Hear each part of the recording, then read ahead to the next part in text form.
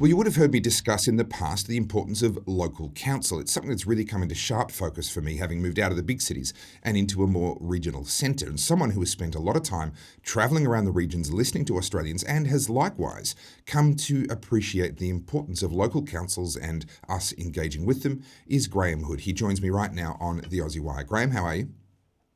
Really good to see you, Topher. You would have to be one of the hardest working retirees in Australia. You have been travelling all over Australia.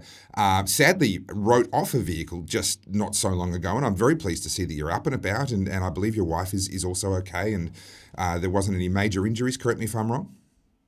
No, all good, and we've got a replacement vehicle, and We're going to be hitting the road again in September for 2.5 months, covering all the way over to WA and back around the bottom of the country again. Yeah. Which is just incredible. Now, one of the things that has struck me recently, we've seen a lot of headlines all about how much money was spent by Daniel Andrews and by other premiers, to be fair, on polling and opinion polls and focus groups and things like that, especially during COVID, to try and feel out what people are thinking, what people are feeling, what people want. I think the far better idea is they could just jump in the back with you. Have you got a spare seat for Daniel Andrews? If we could just call him up and say, hey, listen, you want to know what people think? Jump in the back with Hoodie.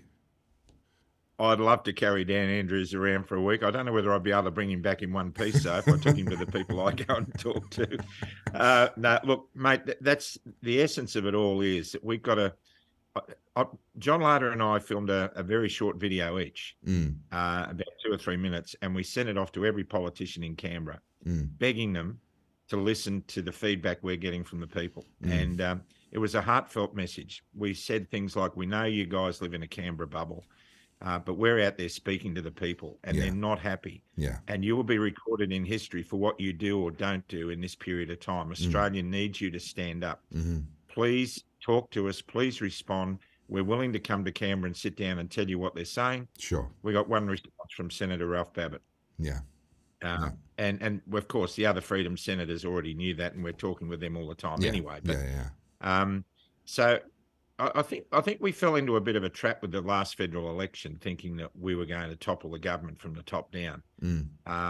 We all recognise that all the Freedom parties were split, and we divided votes, and all those things that you're more aware of than me. You and Joel Jamal are all over that stuff. But for me, where people can have the most effect is in local government, because they live in the towns where their elected ward representatives live. They go to the same shops, their kids go to the same schools, and they're ratepayers, so they're paying for a right, as all Australians are, to have a say in federal parliament as well. That's right. But they can affect more change in their local area, especially when the UN and other organisations are bringing in things like 15-minute cities and all that sort of stuff, which locks Australians down and robs them of their way of life. Now, so I've been thinking about that as we've been touring. When people have been saying to me at the gatherings, and we've spoken at 200 venues in the last year, when people say, what can we do in our area? The only thing I could think of was, well, are you participating in local government? You have a right to go and listen to the council meetings and have your say. Why don't you start there? And that way, if you get small victories at local grassroots level, it builds a foundation for you to carry yourselves through, maybe into state and federal as groups and whatever. As long as you do it respectfully and peacefully, you go along as cordial members of the shire that you live in, and you listen to what the councillors have to say. And if you have an opportunity to speak, you do that. But I think councillors mostly speak to empty chambers when they go to their council meetings. There's no one there. And when the council chambers fill up, they start to take notice. And what we do, if we get small victories by getting councils to change things, like they did in Port Macquarie, a Hoodies Heroes group went to Port Macquarie Shire Council recently, and they expressed their concern. I think it was about 170 people went. I could be corrected. They expressed concern about the mandates being applied to council staff, and 2 days later, the council dropped the mandates. Yeah, wow.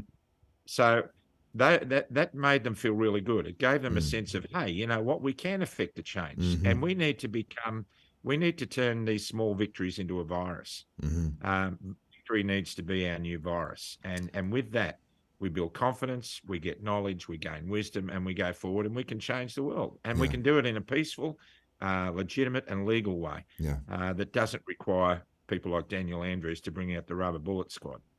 It's an amazing thing. I refer to the concept of an upward spiral. We're all familiar with the downward spiral, where someone makes one bad decision that makes their situation worse, and then they feel even worse, so then they make a worse decision, and down they go. But the reverse can also be true. Someone stands up, takes a little bit of agency, gets involved in some degree, and sees some positive outcome from that, as small as it may be, that inspires them to take more steps and continue on. And we can actually create an upward spiral as well. And I don't think people fully appreciate the power of that. For anyone that's skeptical about the importance and the power of local council, why would we bother? They're just local councils. Tell me a little bit more. You mentioned the 15-minute cities or 20-minute cities, depending on exactly which initiative you're talking about. But why would we bother with local council? How much power do they really have? Well, they have a great deal of power. I mean, there were local councils in Queensland that turned against the mandates brought out by Anastasia Palaszczuk. I think 2 or 3 that I can think of. One was Yeppoon, and they just said, we're not being your police. Yeah. If cafes want to open, they will open, and we're not going to enforce mask mandates. And it was, it really buoyed the people, and the people seem to be pretty happy about that. We can affect change. And not only that, but there's a lot of party politics involved in council. A lot of the major parties have got representatives there. Now, the ripples that start at the base there work their way up through the major system. And those party-based councillors, they reflect higher up the chain to say, hey, this is what we're finding in our cities and what we're finding in our towns. And we can really make a real difference. And I think, let's face it, Topher, if let's say back in February 12, the freedom movement took control of the Australian government, you know as well as I do the divisions and the egos involved in all of that. Can you imagine what a mess we would have made if we had federal government back then? It would have been an absolute disaster. But if we work our way up by building the foundation at the grassroots where local government is, it can make a difference. And some of the Hoodies Heroes groups, Kath, who's our Kath Turner in Coffs Harbour, who runs Hoodies Heroes there, she's also the New South Wales coordinator. Right. A wonderful lady. And she just said, when I was speaking at Coffs Harbour, there were about 400 people there at one of the dues that I went to. And the question was asked from the floor, what can we do? And I said, look, you've got a local shire, start there. Just go there, be respectful. Don't go wearing slogans and yelling out and making a nuisance of yourself. Go and be respectable ratepayers, sit in there and put the wind up them, because they're going to be asking, what are you doing here? Yeah. And so lo and behold, when they brought in the 15-minute city thing in Coffs Harbour, 400 people turned up to the council chambers. That was well publicised. And eventually now they've got a ticketing system. If you want to go to a council meeting, you've got to apply for a ticket to get in, because they didn't have room. And Kath and the crew just sat there and listened. And the mayor said, what are you all doing here? And they said, well, we're just here to watch you and watch what you're doing, because you're representing us and you're making decisions that affect us and our children. And as a result of that, it was the police were there because they were called by council, because council thought it was a demonstration, but it wasn't. And the police said, well, there's nothing to see here, and went away. And the councillors after the meeting mixed among the crowd and said, what are you doing? Why are you here? Well, we're concerned about 15-minute cities, and we want to make sure you guys make the right decisions for us. And now Kath and the people at Macquarie, they've gotten together and they've started a Facebook page called Local Government We're Watching You. And they're encouraging each other around the country in different local community groups to go along and listen to what the councils are doing. So they're across all these things, because knowledge is power. And it's a beautiful Gandhi-like way, if you like, of changing the country that we love so much, to bring the politicians back into the scope of they're serving us and we're not serving them. Exactly. And it really cuts for me right back to this idea that sunlight is the best disinfectant.